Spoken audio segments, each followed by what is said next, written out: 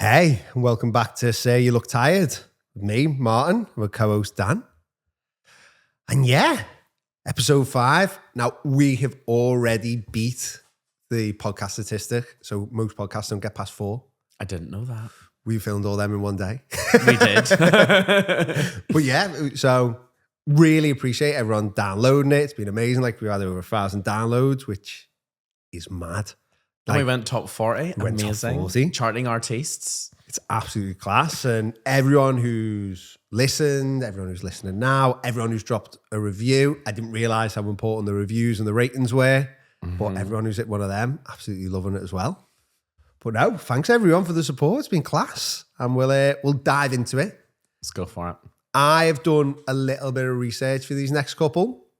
So I've been looking on the Teacher Education Wellbeing Index. Don't know whether you've ever looked at it. I've heard of it. I know where the index catalogue. Do you remember that one? But I don't. A little bit I have the different. index catalogue, but go for it. Fill me in on this. Everyone needs to look this up. Do you know what? I think it's so good. I think it's so important because they take a survey of like a ton of teachers in Britain, and then they go through kind of the mental health, the well-being, and just all stats about what teachers feel about teaching. And they put it in a nice, easy guide. But I picked out a couple of stats and I thought we could talk about one of them today.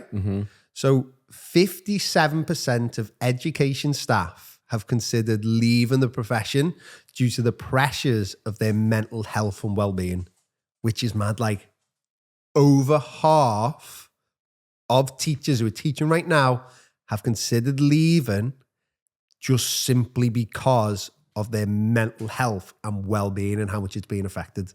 Like, what's the first thing that comes to your mind with that? I'm not surprised. I thought, I think it's probably higher than that. Because let's say I'm doing supply at the minute, everyone, by the way, full-time teacher until last July 2024. Every school I've been in, every single one of them, I've come across teachers who do not want to be there. It's not that they don't want to teach, which is the important thing. It's that everything else that's happening, and every school I've been in, there's pockets of different things that we talk about: micromanaging, workload. They call it high expectations, but I think it's the pressure from everything.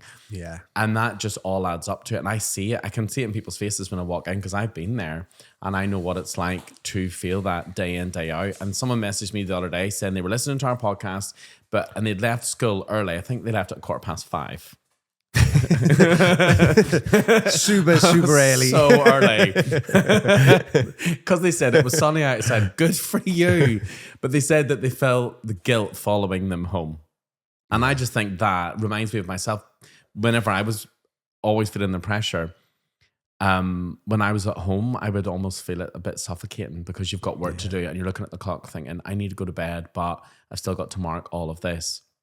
And when I'm walking through these schools on supply, people might follow my page, or I'll just get in conversations with people and they'll say how exhausted and tired they are. They love being in a classroom with the children, and that's amazing. But it's almost like the teaching and the drive to want to do it has been drained out of them. And some of these teachers are in their 20s, early 20s. Yeah. Do you know what? Like, the amount, just saying that, obviously, everything there, but I think one thing which just sparked in me there was, it is mad the amount of ECT ones who've done 1 year of teaching who will message me to say like, hey, I've seen like your page, looked at all your stuff, really like your tips, but I was wondering whether I can join the program because I'm feeling really burnt out. And obviously it's completely valid that they feel burnt out and it is a tough one. But to not even be a year into the profession, which you're thinking about your entire life, and you're already burnt out.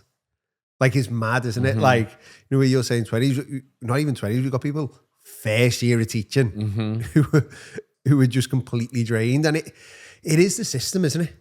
It's the system of it all. I think it's mad. Like I think, we were talking about this just before we started, like, it's funny, we're talking about teachers thinking about leaving the profession. We've both left. Not because of mental health and well-being, but to try new things.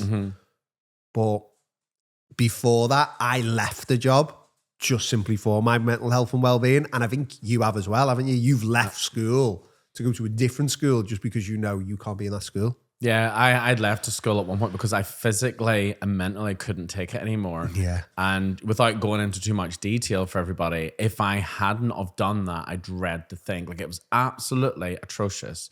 We're to the point where I'd wake up in the morning and the fear of not teaching, and I know I'm a good teacher. Yeah. There's people out there, you are a good teacher. And if you're listening to this, you are. It's the processes in some schools that make you feel like you're not good enough. And when that sets in, then you try and prove your worth. Yeah. But then when you're constantly having to have things like book looks, they call it book scrutiny. Why use that word? You're going to scrutinize your books. Book look might be nicer. Then there's like learning walks, display walks, planning, tuning. And it got to the point where that's all that ever goes through your head. And I was cancelling on friends because I didn't have time. Cancelling on myself, not eating well. And then you're tired. And then you're living off coffee. Thankfully, this has not really got much caffeine in it.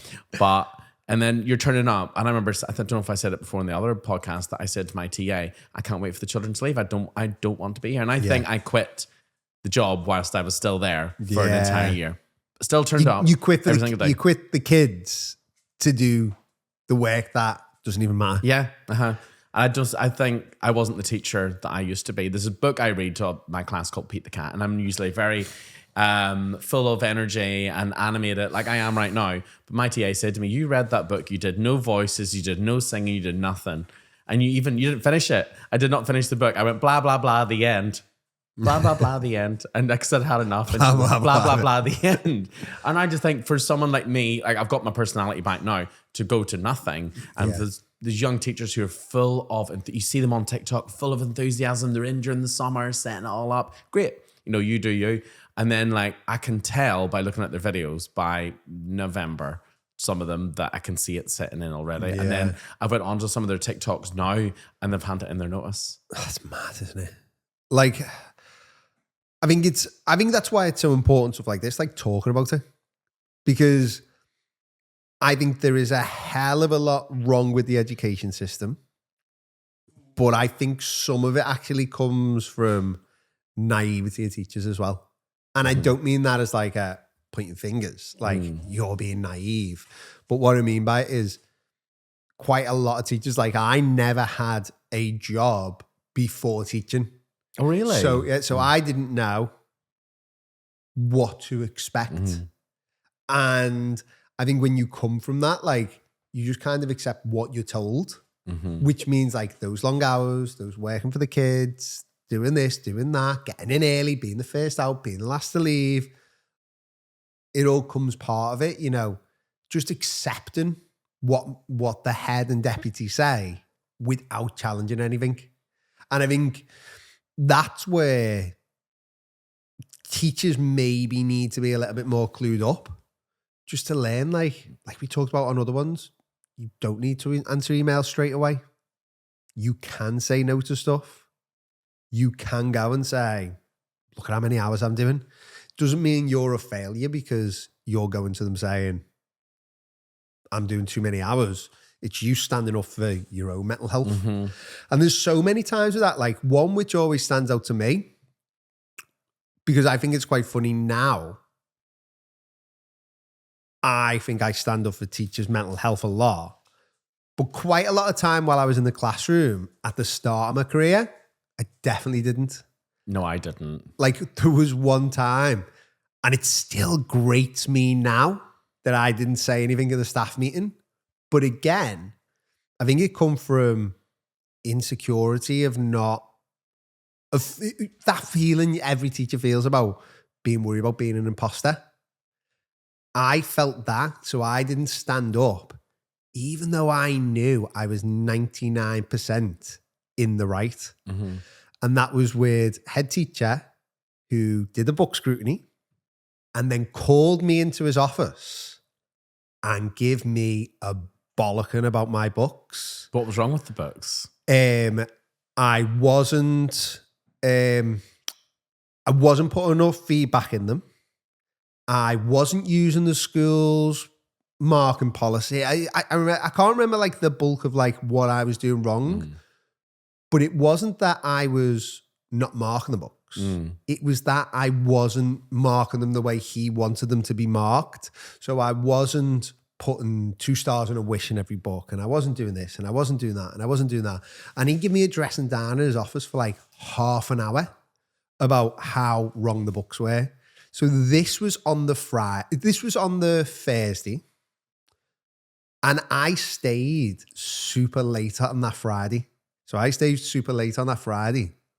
To go round and look at everyone else's books. Love that. Was it undercover? Yeah, just to see in my own mind. It wasn't to catch him out. It was to be like, okay, like what's it meant to look like? Like, let me see some examples. And I couldn't find any examples in anyone's books. And then on that Monday, we had a staff meeting where he went through his new policy.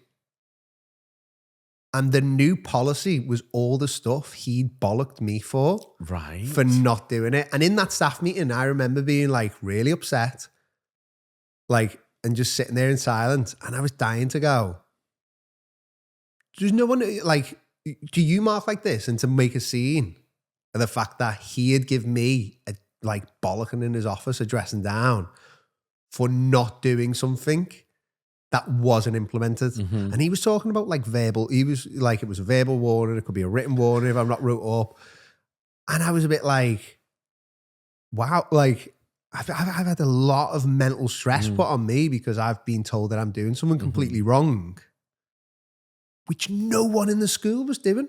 And like how long, when was the last book scrutiny before that, if you can remember? Probably, I don't know, probably like the year before, and everything was fine. Yeah. Do you know, like, but it was, he put this policy in, and obviously... Did everyone know about this policy he had made? No. This is the thing in schools. He bollocked me on the Thursday for not doing it, and then implemented it on the Monday staff meeting after it.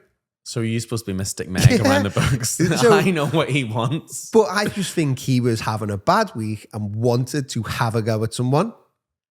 And at that time, I was just someone who said, yeah, I did everything, didn't stand up for myself.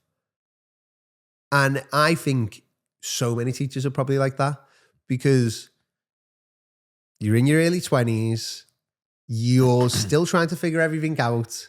You haven't realized yet that no one knows what they're doing in teaching. Like everyone's winging it, to an example. Everyone's winging it. Everyone feels like an imposter. Everyone is worried about being caught out, even though now looking back, like if you do a 3 or 4 year teaching degree, or like even if you do the intense PGCE, you're not passing that if you're not a good enough teacher. Do you know what I mean? So no, absolutely you don't need that fear, but it's that thing of like, sometimes there can be some underlying bullying in teaching, whether it's from a head, whether it's from another teacher, whether it's from someone else. And I think sometimes it's just about backing yourself to have those boundaries. Like my mental health in that situation would have been so much better by just going, hang on a minute, does no one do this already? And then when people say no, go, well, can I ask why, why I got like, what do you think he would have done? I assume he. Was it he? Yeah, it was a he. I don't know. He was really nice when he was nice, but when he was upset, like, and I think if he got upset about something outside of school, like I think he was probably upset about something, which then he was like, I'm going to bring Martin in and give him a dressing down. Isn't that so unprofessional? Oh, 100%. You would never speak to the children. No. If you spoke to a child that way, let's say they've forgotten their full stops. Yeah. Well, come on. If you had done that, he's set an example that that's okay to do that. And to scream and shout at anybody from a position of power, especially if these, whenever I started teaching, I was 24. Oh my goodness me. And I was scared of my head teacher. Loved her as well at the same time. It's kind of like a weird sort of boundary thing, like would speak to me like almost motherly with me. And then once I was in there, I was scared. I had moved classrooms one time. Oh my goodness. My EYFS classroom was on the other side of school and the other EYFS classroom was so far apart. Don't know why. So they wanted to bring them together. So they made the year 1 teacher who was here swap with me. And we were given 1 day to swap the classrooms whilst the children were still there. Children had to go into the hall. There was a hall in the middle. And she said to me, I will be in the day after and I'll be doing a learning walk. And I was like, Learning walk the day after you moved. Mm-hmm. That's mad. And I was like, oh my goodness me. But what about displays and stuff like that? I'll be looking around.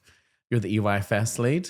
And I'm telling you now, Martin, I made it work. The curtain of shame came out. Stick it behind the curtain. Like we were saying, stick it behind the curtain. Things were literally just held up. She walked in and it was passable. I made it work because I was able to take away all the faff that I normally would have done. Still made it work. But you were talking there about things that I've let things slide in the past. So I've always been told, and I feel kind of sad actually that I was a member of SLT almost from my second year of teaching. Yeah. I didn't get a chance to just be. And in those early days of teaching, it's really hard now because you're given a subject to lead that you will know nothing about. Yeah. One of my really close colleagues was given a subject one time. I'm going to change the name of the subject, history.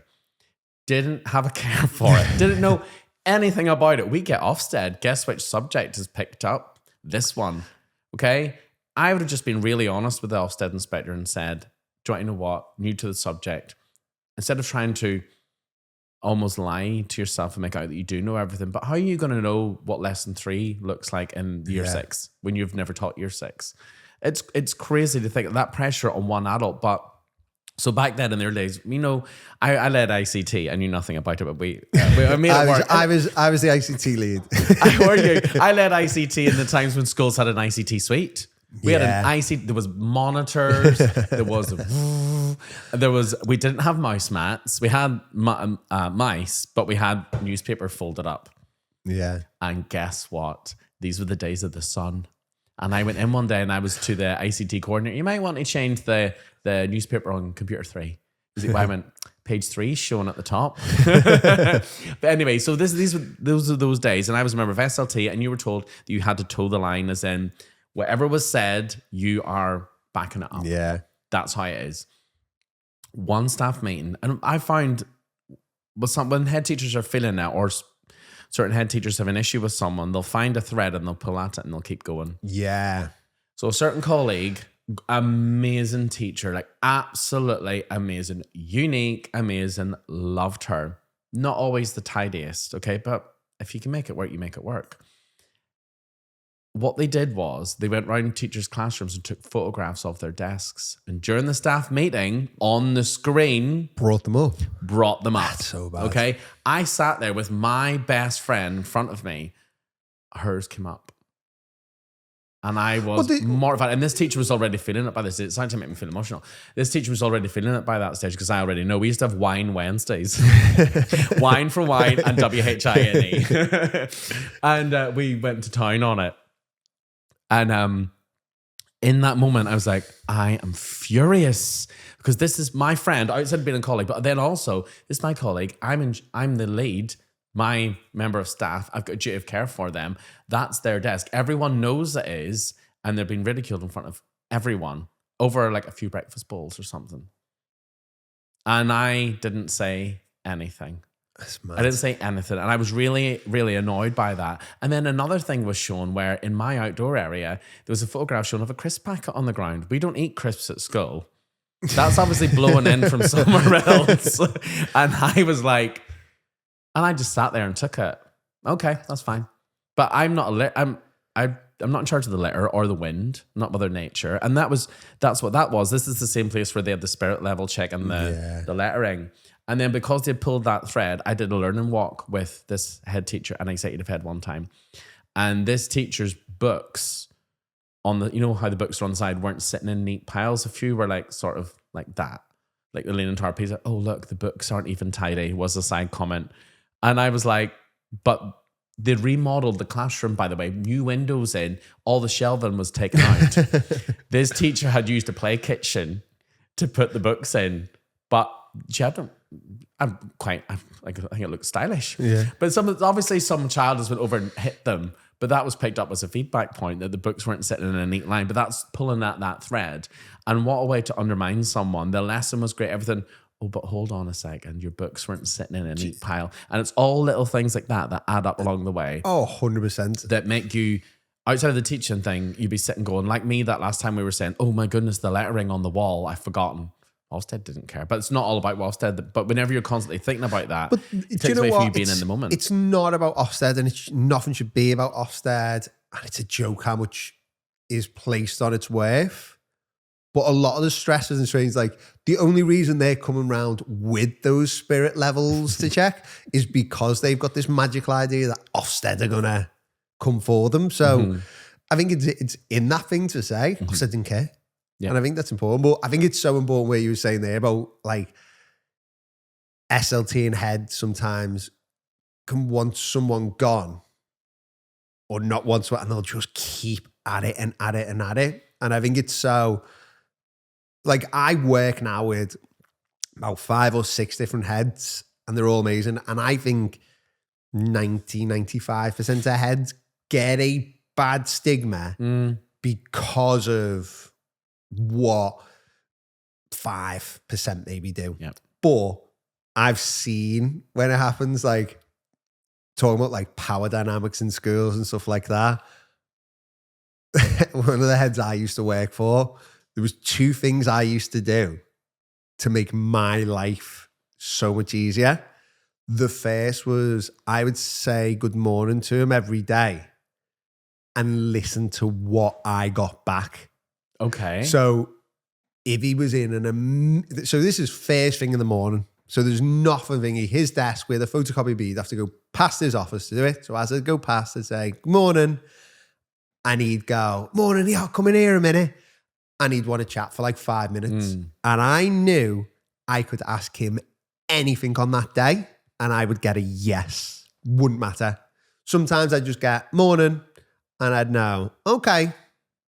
Like, you know, he said morning. Sometimes he just wouldn't reply. He wouldn't say good morning back. And when my TA had come in the morning, I'd say, don't go anywhere near his office today. And she'd be like, why? He's like, someone's getting it today. Just don't go near his office. And she, at the first couple of times, she'd laugh, but someone would always get it. Oh, no. And the other one was when we were having lesson observations, I used to go and ask him. Bear in mind, he was the one doing the lesson observations. He'd do it with the deputy head or someone else. I would go and ask him about what he thought about my lesson before I had the observation. And he would be like, oh, don't do that, do this, or don't do that, do this, don't do that. And then I would get massive praise for the ideas that I had used in my lesson. And they'd all be his ideas. And it was little things like that. Marvelous. Well done. But I knew like, well, I always got outstanding lessons. But because he was watching his lessons, because I was very aware that like a lesson observation is just someone's opinion on your lesson. So why don't I go to the person who's got the opinion and be like, what's your opinion of this? Before they look and they go, oh, don't do that, do this, or don't do that, do this. Do you know lesson observations? I was thinking about this when I was brushing my teeth the other day. Random. There's so many factors to control here, isn't there? There are 30 children in that room, 30-ish. I had 32 at one point in life. They are 4, well, mine were 4 and 5. I don't know what they're going to do or what they're going to say or what they've had for breakfast. Someone could have had Lucky Charms and be full of sugar. I don't know if something's went on at home. Yeah. You do not know. And like the heat of the room, I could have them in the palm of my hand and a bee comes in. And it's gone. Game over. That is it. The bee, zzz, as soon as I hear it, I'm like, get out of my room. And then we, have you ever had the tape? I had the tape from the roof and I got told off for that. I went, well, I'm trying to get the children to listen to the tape, helps with that. And then there's things just like the heat. If there's, I might take my jumper off and then, you know, someone needs the toilet. If one person needs it, they all need the toilet. I want water. I want my mum. That must be so hard. Then again, it depends how your room set out. But like our reception children had to go down the corridor to go to the toilet. Oh, goodness. So whenever one of them needed the toilet, so you used to have the teacher and 2 TAs. One of the TAs would have to go with them. So, like, I think one of the jobs of one of the TAs was literally just like Code blue. Oh my! No, mine was always in the in the room or classroom. next to the room, and I've never ever ever not let a child go to the toilet. No, never, I haven't. Never. I've been in classrooms though when I've been on supply, when I've been told, oh, by the way, you're not supposed to let them go to the toilet, and I'm like, well, what would you rather? A wet patch on the floor, a child humiliate it, and then a parent ask them why they've wet themselves, why weren't they allowed to go, or just let them go? I let mine go all the time, but I used to go to the toilet in every lesson when I was teaching. I'd be to the TA and go to the toilet. Did you ever go to the toilet and you didn't need to go? No, I would purposely go to the toilet in every lesson. Oh, okay. I would go when I don't need to go, just so I can get out. And be little like, 2 minutes, just chill, come back. But we had a supply teacher in, and they were in because I needed to do subject leadership stuff for computing and science. So I had a day out of class to do that. And I had to go in and get something from class. And as I went in, the supply teacher, she was like, I have never known a class like this. So many of you are asking to go to the toilet all the time. And then she said, you've never seen a teacher go in the toilet like this, do you? And all as one, all class looked at me. And I just rat at you, boy. I just left the room. No golden time on Friday for any of you. I just left. They were all looking as if like, yeah. Every lesson, sometimes twice. But you need it. Sometimes we need it. Like on a Friday, if I was like going away for the weekend, sometimes I'd be like, it's 2:00 now. If I nip to the toilet, it'll be 10 past by the time I get back. And then there was the thing I used to say to my friend. I used to say to her, do you know if you want like a few seconds to yourself, get them to talk to their partners. Talk to your partner about this. And you're like, right. have a quick trick. There's all those little tips and tricks, everyone, that help you get through the day. That's it. And I think maybe talking about like that mental health and well-being, a lot of it comes out to your school environment. But I think you've got to make your classroom environment super manageable, because that's probably going to, I reckon 25% I think if your mental health and well-being is on you, 50% is on the actual just environment of the school and the SLT, and probably another 25% is like your boundaries, like what you're going to accept. And I think making sure you've got a really good environment where you know you're going to go to the toilet whenever you want, you're going to have those little brain breaks, you've got those little tips, they're going to be massive. Yeah. Having just boundaries where you just don't accept certain stuff, just challenge certain stuff, say no. I think that's going to be big. And then the other 50%, you've just got to kind of like brush it off. You have to. It's hard. So hard to do. I'm still learning how to brush it off. But I think if you can do that, you can probably get through at most schools. And I think one of the best ways to brush off problems from SLT is to look at your union stuff. If you're looking at the union and learning the rules, so much like there is a rule which says like, I think it's 48 hours a week. If you are a teacher and you're working over 48 hours a week, you just stop. Oh, I didn't even know that. Yeah. Is that for teachers just, or is that for everybody? I think it's for teachers. I'm sure it's might have changed. I looked at it 2 years ago, but it basically said once you have worked over 48 hours in a week, you should just stop. Oh, wow. Like, and it should just be, I'm not doing any more work because I've done 48 hours. That laminator is going off mid-sheet.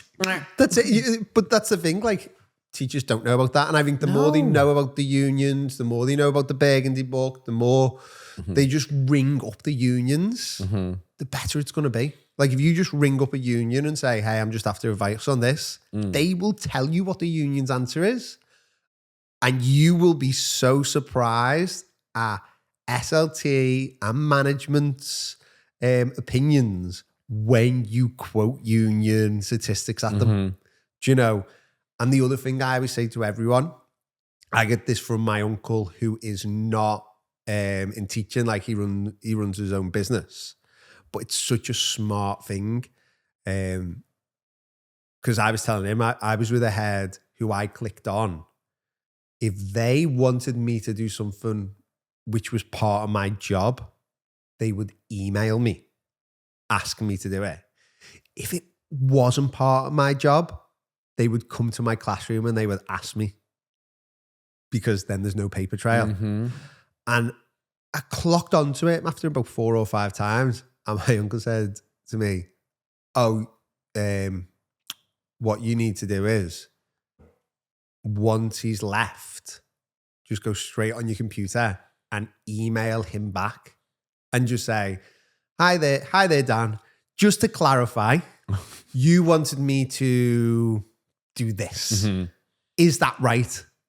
And I would always get a reply back saying like, oh, I think you've miscommunicated me there. I didn't want you to do that. Because now it's in the paper trail. So have paper trail. Anything you're not too sure about, just ring up your union. Mm-hmm. Ring up your union, say, hey, I'm not trying to cause a strike here. I'm not trying to but the school's saying strike. Everyone out. Just say, I'm not too sure about this. Can you just tell me whether that's right? I had one about pay. When I was leaving, I got, so I should have had 2 weeks extra pay at Easter. Well, not 2 weeks extra pay. I should have had my Easter pay. So it was 2 weeks, just over £1,000.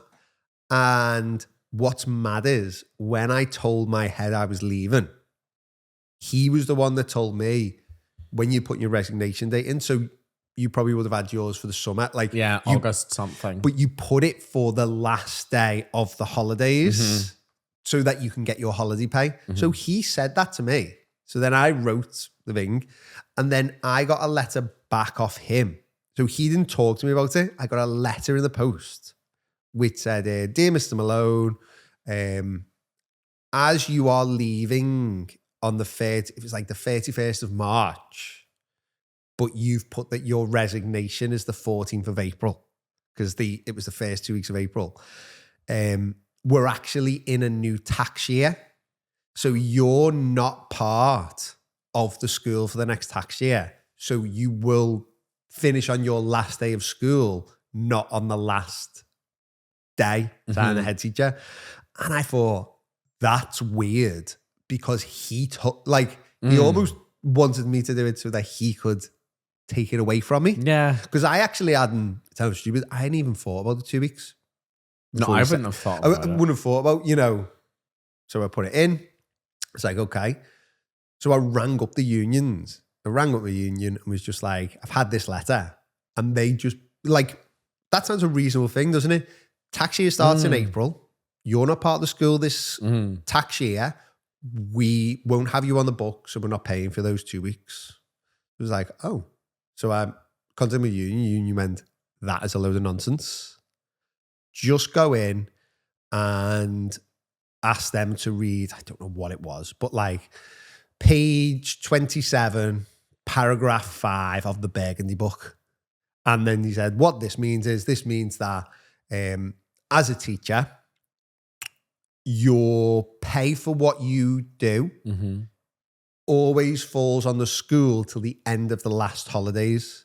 So if you start a new school in September, you working in that first school for the first year means you get the full 6 weeks. If you, whatever it is, when you work in a school for a term, you are entitled to the holidays at the end because it's part of your pay. Yeah.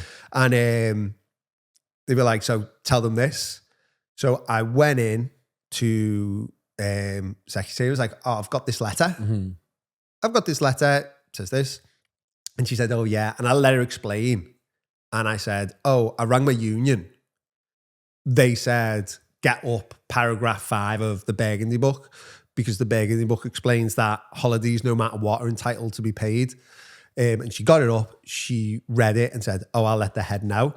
And then she come down to my classroom later that day and said, oh, sorry, it was a miscommunication. You are going to get those 2 weeks. I love it. But it's that thing of if you don't know, you don't know. You don't know. But the union should know. And I'm talking about, it wasn't someone on the end of the phone going, oh, give me a minute. It was literally oh, look at this, in that. Not her typing it. It was just bang. Which means it must be a common thing. It must be common. But I think they'd be like that with everything. Oh, yeah. Do you know, they just know it. Their job is to know those handbooks. So if you're not sure about something, ring up the union. I can guarantee if you say a couple of times to an SLT is giving you a bit of trouble, well, actually, according to this, you'll stop getting those problems. I love when the union rep comes into school.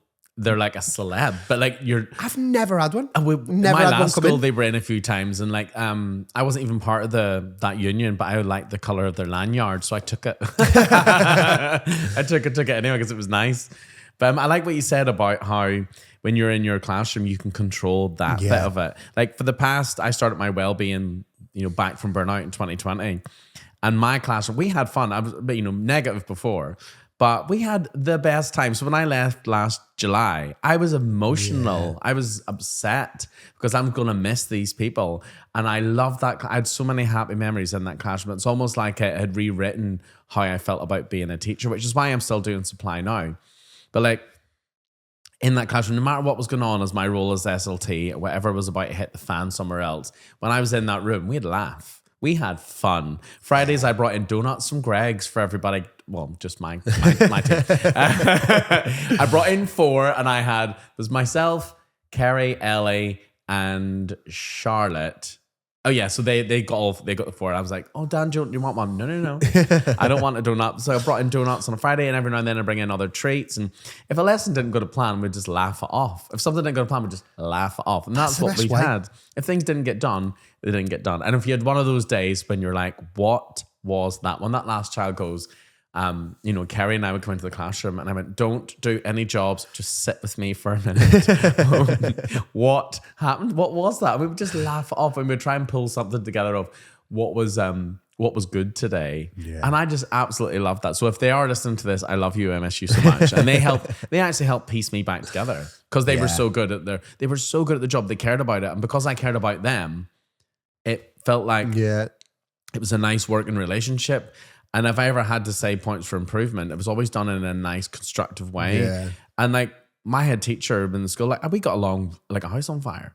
But there was when other people take the P, that's whenever I've seen the stress in them, what was going on. But people just willingly take the P all the time.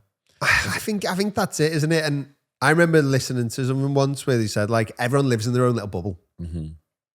And I think quite a lot of the time when people are taking the piss, like it's that you're living in your own little bubble and you're not realizing what they're doing. Like, yous come here for the podcast. I spend the night before making sure that it's really clean. You probably don't think about it.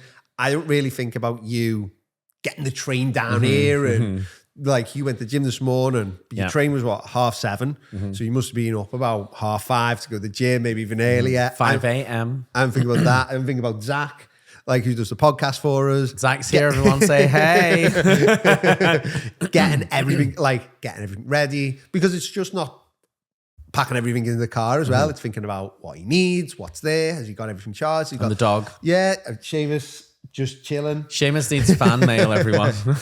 But we're all in our own little bubbles there. We're not like, none of us have probably thought about what the other person's doing when we're not in this room together. And I think it's the same in teaching a lot of the time. Like a lot of heads get a bit of a bad rap. Like 95% of them are stressed out. I couldn't do that job. I would never want it. Never. But you know what? I think I did when I was getting into teaching. I'd be like, oh, I could see that as like, that's the end goal. The end goal. Was it for money? Or were you like it probably was money. But do you think now, would you do it for that money? I wouldn't. I don't think I wanted to be ahead after 4 years in teaching. I think I was looking, just going, no. Like, and I think as well, it sounds horrible to say, the only reason I would have said I wanted to be ahead was the money. But not in like, oh my God. But I was looking going, do you know what? Like in most jobs, you want to progress. You want to be there. You want to do it. But I was looking at the stress of the heads I was working under. And at the same time, I was noticing, because I don't know whether you do the same. I'd look at other jobs. I'd do it. And I was noticing year on year the salaries of heads coming down. Mm-hmm. And I think that's to do with like super heads and everything like that. So if Superheads, what's that? someone who like is in more than one, so maybe executive head. How do they even do that job? But what happens there is, so if you think heads on say 70 grand and another head's on 70 grand. £70,000. But when you have an executive head, they'll take on another school for like, I don't know, another 25 grand. So then you will have schools going, well, do we get this executive head in for 25 extra? Or do we get a head for 75? And then the heads are coming down to like, well, maybe I'll do it for 50. Do you know what I mean? Like, I went for an assistant head job and figured out it was something like £500 more a year. Yes. Than my job. And I was sitting there thinking, I never got it in the end, but I was sitting there thinking, I remember sitting there that night going, what do I do if they say, like, I've got this job? Do you know, like, you were like, it is a lot more time outside school, it's this and that. And I had a good work-life balance. And I was thinking, 500 quid a year. Like Before tax. Before tax. So I was thinking, but then I was like, but then you're on that ladder and I think it was tough that way. But yeah, I do think a lot of heads, they're super stressed. They're in these little bubbles. And I think it's about protecting our own bubbles, learning boundaries to say no, like you did there, get a good working environment where no matter what's going on in the school, you're all right. You know that you're all right. Everything's set in your classroom. And the children were happy. We had a great time. We had such a great time. And do you know what? The kids are going to be happy as long as you're happy. Like, we would sit and have a laugh. On a Friday, I would sing to them before we went to assembly. I can sing. And my TA one time said, Dan, that was like a West End experience. I went, you're getting a bit dramatic, Kerry, please. But, you know, Pride of Britain Award, nominate me. And but I felt like myself again. I felt like the little boy who used to pretend to be teacher. Yeah. And I felt like my 24-year-old self again. I remember on Fridays we would just sing songs. We would have a laugh. Yeah. And I was so glad to get that back again. Because if I hadn't of, it would have been very sad because I do love it. And like we were saying earlier about that, what was the percentage again? 57% of people leaving. Like we were saying earlier, it's not because of the teaching. They like to, they want to do the best job for the children and also for the parents. It's everything else that's loaded into it that takes away the joy. And when the joy is gone, what have you got left? It eats away at yourself. There's no point in being in teaching if you don't enjoy it. No, and the children will feed off that. Yeah. There's no point because there are jobs you can do for the same pay, which are super easy. And the big thing about teaching is the enjoyment in it. The pay definitely should be better. I'm not saying it shouldn't, but the big thing should be enjoying it. And I think if you go into teaching with the right mindset, you can do it. And that mindset isn't about enjoying it with the kids because that should just come naturally. It should be, right, I'm going to have boundaries. I'm going to say no. I'm going to question everything.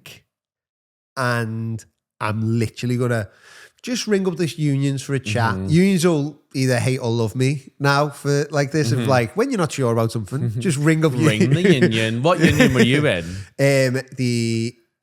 I switched. So I was in the, I can't remember the name. I was in the one with all the letters at one point, NASWT something. Yeah, and then I changed to NEU because I did. Why did I do that? Oh, because the strikes that were happening recently. I took all the strike days. Listen to this. I'm not calling anyone out. I took all the strike days. I lost a lot of money, and a lot of people did not from a place where I used to work. And now I'm not there. I don't get the benefit of all those strike days as they are. So I expect some sort of birthday gift or something. Do you know what? I think it was something similar because I left obviously like 5 years ago. So it was before all that.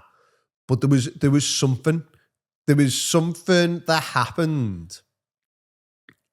I think I'd seen it on something with them and the NEU or the NUE or I can't remember. It is NEU. NEU.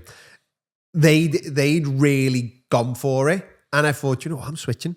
Like, if I want someone who's going to back me, I'm going to pick the ones who are going to fight.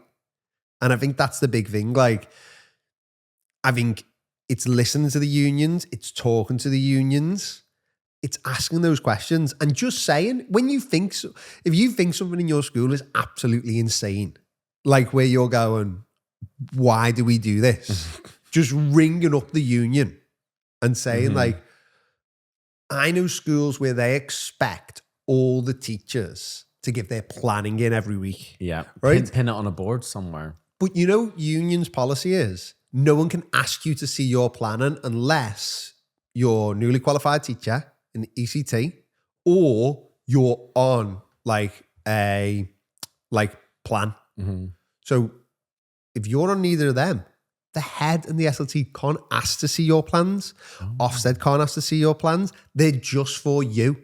So imagine how much that's going to take off your plate if you are someone at a school right now who has to put all these plans in all the time, do all this. You ring up the unions and you say, tell them that to blah, blah, blah. And this says you don't have to do it. We just have to put ours on a shared drive. don't That have to shared do it. drive was No. a mess. You don't have to do it.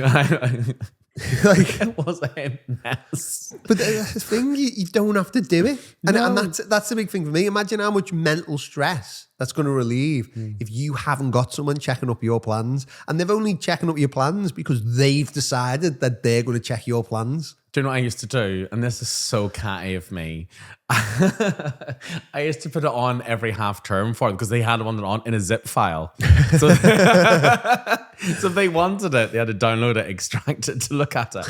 Lol. But that's it. It's little things like that. But it's just, to me, that's big ones like boundaries, chatting to unions, talking. You're doing that. Is it going to make the job easy? No. Is it going to make it easier? Yeah. And I think it's one of those, no matter whether you're having a tough time in school, or whether it's super easy in the school, whether you've got a good environment, pretty rubbish environment, whatever it is, if SLT recognize that you are putting in boundaries and you're like hot on what unions say, they leave you alone. Like we had a woman when I was in one of the schools. She retired in my first or second year. A bit of a law unto herself, but she knew what unions would say. I love those members of staff. And SLT just gave her what she wanted. Terrified. She was the Rebel. she was the PPA teacher. Oh. And she just said in a staff meeting, she didn't clear it with anyone. She just said in a staff meeting, everyone knows kind of how stressful planning can be and stuff like that. So the first and last week of each half term, I won't be doing your PPA because I'll be planning everything for the next term and evaluating it all. And everyone was like, what? We don't get PPA like twice a term? And she was just like, yeah. Like, and she was just allowed to do it. And that's what I mean. But it was because I don't think that's in the unions. I don't think she just made it up. But they were just like, we're not challenging her. And I think it's that thing, whether someone wants you out, whether they don't, whether you feel like you're getting victimized a bit, which all happen in schools. You are shit hot on your unions. It's going to be better that way. You're going to know how to contact people. You're going to know how to talk to them. And you are going to feel less like an imposter because you know what's backing you behind you. Like that rule said, which hardly any teacher knows, like 48 hours. You've done 48 hours work that week, stop working. And I know we're going to get loads of people say, well, I do 70, well, I do 80. Stop. Yeah. Do 48. And then when the work's not done and the head goes, why didn't you do the work? Keep a log and say, I've done 48 hours this week. You say I should stop after that. And either they'll reduce the workload for you, they'll change things around, or they'll just accept that some stuff doesn't get done. Because if nothing changes, Nothing changes. Like for me, I had the work when I used to work 7A, whatever it was, hours.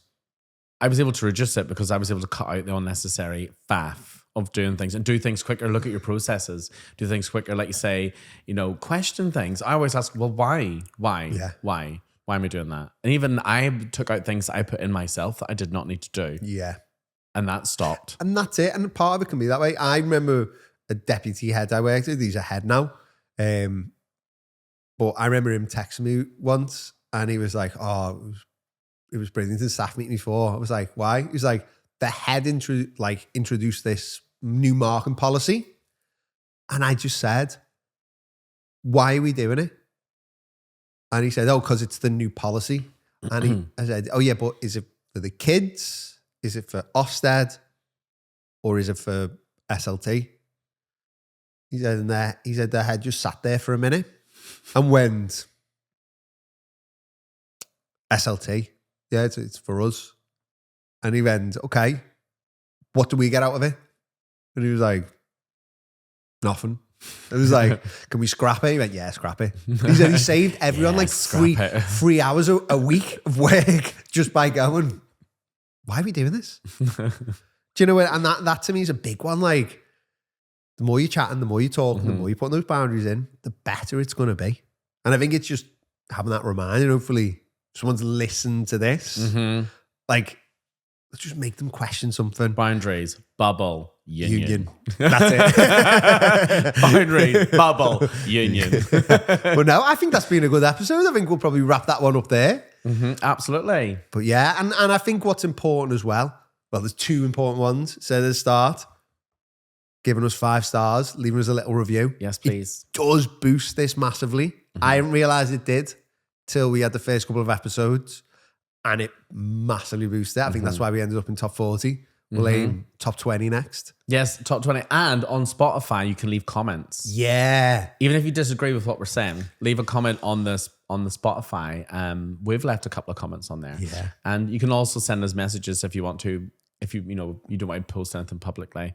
Yeah. About what you think about, because I've had a couple of nice ones about the first podcast. Someone actually removed their emails from their phone. Oh, yes. yeah. I've had a few people say that to me. We're starting to change. That's a big one. And funny enough, it shows great minds think alike. That was the second thing I was going to say. Like, if you are struggling with anything, you can either reach out to either of us. Yeah. I would say, don't know about you, don't know where the best one's for you. For me, Instagram is the only one. I drop a voice note back. You get a voice note from me. I love a voice note. So you'll get a Mr. Mac, Dan Mac voice note. Yeah. Or if people message me on Facebook, they'll never get a reply. I don't even have Facebook Messenger on my phone. My mom said to me, I sent you a thing on Facebook Messenger. You've got WhatsApp. But yeah, so Instagram, definitely best place to message us both. And yeah, just carry on listening. Yeah. Thank you, everybody. Right. Bye now.